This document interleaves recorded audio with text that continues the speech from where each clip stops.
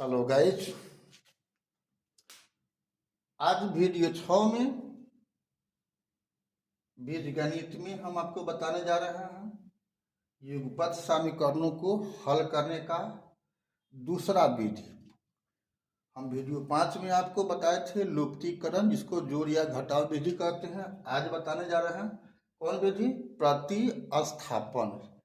जैसा कि नाम में ही है, प्रतिस्थापन यानी एक को कुर्सी पर से हटा करके दूसरे को बैठा देना। जैसे मुख्यमंत्री का होता है, प्रधानमंत्री का होता है ना, राज्य और देश में। तो यहाँ भी क्या है, एक्स के जगह पर हमको वाई वाला को बैठा सकते हैं, वाई के जगह पर हम एक्स वाला को बैठा सकते हैं। तो कैसे? तो जैसा कि एक में बताए थे, लुप्तीकरण में सही हर समीकरण का नामकरण करते हैं, ये बात याद रखना। जो भी दिया हुआ है प्रश्न, उसको पहले हम एक दो या और भी कोई नाम ए बी सी भी हम दे सकते हैं, लेकिन एक तरह हम लोग 1 नंबर और 2 नंबर रोमन अंक में देते हैं। आप भी दे दो, इसका दे दिए 1 नंबर, इसका दे दिए 2 नंबर। अब क्या करना होता है प्रतिस्थापन में? समीकरण 1 या समीकरण 2 से आप या तो x का चाहे y का कोनो एगो चर का मान निकाल लो। 1 से निकालेगा तो 2 में भरना है, 2 से निकालोगे तो 1 में भरना है। ये बात याद रखना। 1 से निकाल के 1 में ही नहीं भर सकते हो, 2 से निकाल करके 2 में ही नहीं भर सकते हो। तो हम समीकरण 2 से निकाल लेते हैं। समीकरण 2 से 3x - y = 7 किसी का निकाल सकते हैं। हम y के निकालने का कोशिश कर रहे हैं, तो y को दाहिना में भेज देंगे तो क्या हो जाएगा? y बराबर हो जाएगा 3x - 7। इसको आप कर दो, नामकरण कर दो 3। ठीक है। अब क्या करते हैं? अब 3 का मान, 3 किससे निकला हुआ है? 2 से निकला हुआ है। तो अब हम 2 में भर नहीं सकते हैं, 1 में भरेंगे। 3 का मान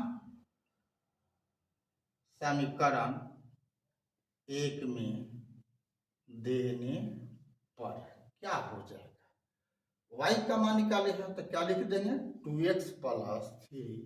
y का मान क्या है? 3x - 7 बराबर है 12। अब यहाँ पर क्या होगा? सब अब x वाला है, अब यहाँ पर y नहीं है, तो x का मान निकल जाएगा। ठीक है, देखो कैसे निकलता है।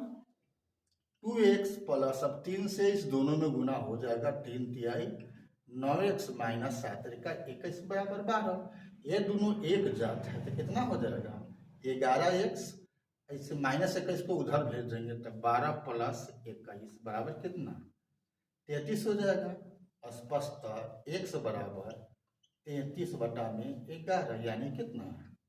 3 हो गया। ठीक है।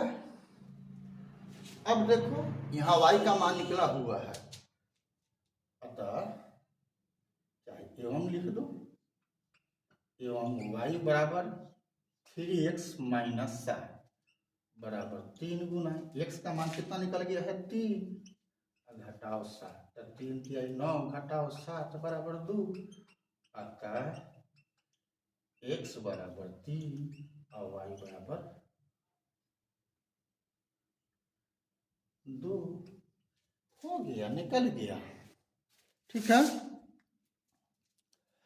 तो ये हो गया आपका प्रतिस्थापन विधि से।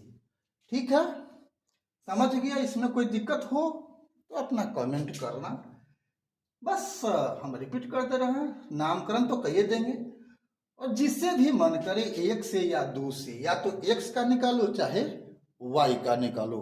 हल करने का विधि तो मालूम है ही, एक चर वाला का साइड चेंज होता है तो प्लस का माइनस, माइनस का प्लस, गुना का भाग, भाग का गुना होता है। उसी नियम के आधार पर हम x या y का मान निकाल लेंगे। तो निकल गया। जब यहाँ x का निकल गया तो हम वही मान जो है सो यहाँ पर y का निकला है, तो हम क्या किए हैं? भर दिए हैं मान 3 का किस में, 1 में भर दिए, मान निकाल लिए, x का मान निकल गया। अब यहाँ y का मान निकालना था तो उसमें उसका मान भर दिए, निकल गया। इसी रूप में निकल जाना है, ठीक है। अगर इसमें कोई अगर बाधा, अगर बेसिक आपका ठीक नहीं है तो पहले का मैं भी बेसिक पढ़ाते आ रहा हूँ, वो हल करना, सरल करना, ये सब आप उसको बार बार देख लेना। अगर सिर्फ ये विधि सीखना है तो मैं बता दिया और मोटा मोटी हर समस्या को रख भी दिया, ठीक है। अभी तक अगर आप लोग फॉलो नहीं किया है फेसबुक और इंस्टाग्राम को तो उसे फॉलो कर दो, और इंस्टा और यूट्यूब पर आप सब्सक्राइब कर दो। तीनों पर मेरा एक ही प्रोफाइल है, BKR कुशवाहा, ठीक है। फिर हम मिलते हैं अगला वीडियो में, जहाँ पर शेष बचे 3 विधि को भी और बताना है, हल करने का विधि, ठीक है।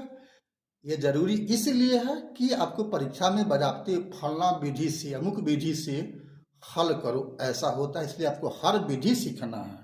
अगर कहीं विधि नहीं दिया हुआ है तो आप आजाद हो, जौन विधि से मन करे तो विधि से करो, ठीक है। तो चलते हैं,